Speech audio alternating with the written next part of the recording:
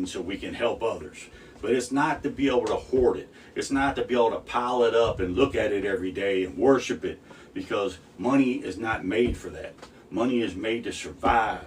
Money is made for an exchange of items or for goods. It's not made to hoard. It's not made to put in the bank and count every single day of the week and worry about if you're going to make more or not.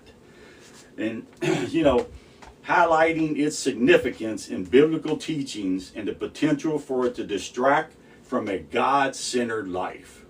Okay, it says here, a more detailed breakdown, extensive coverage. The Bible extensively addresses money, wealth, and possessions, giving and stewardship, with Jesus himself speaking about money and possessions in nearly 15% of his teachings. Can you imagine? 15% of Jesus' teachings had to do with money, had to do with possessions, had to do with all that. And it says the diverse perspectives is the Bible offers various perspectives of money, including its potential for good and its dangers, such as greed and materialism. Now, greed, there's a lot of greed out in this world.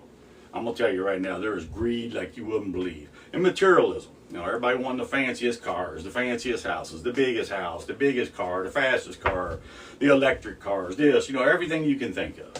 And, I'm going to tell you something about money, okay? And I'm going to give you a breakdown of my life, okay? I grew up, we were not wealthy by no means. We were basically poor when we were growing up. And then later my mom and dad both worked and, made a good living for us all to be able to get a new house and to be able to help us, get the right things we needed for school and different things like that. And then later, as I got older, I started working when I was like 12, 13 years old. I went out and delivered papers, did whatever I could to make money. And of course, to get me my first car when I turned 16. Actually, I bought it when I was 15, only paid $300 for it. But at the same time, it was a beautiful car to me, little Dodge Charger. It was a sharp looking car for $300. Bought it from a friend of ours. Now, I'm going to tell you something that, my goal was to always be an entrepreneur. Always wanted to be one. I sold candy in school. I sold little cinnamon toothpicks to make money. I've always doing stuff to make money, all the time. I was always doing something to make a dollar here and there, and I always just wanted to have my own business. And one day, after many different jobs and different things in my life, I was here in Central Florida where I'm at now, and an uncle of mine had a pest control company. He decided that he was retiring and going into the ministry and moved to Tennessee. So I took over his pest control company, and the Lord blessed it tremendously.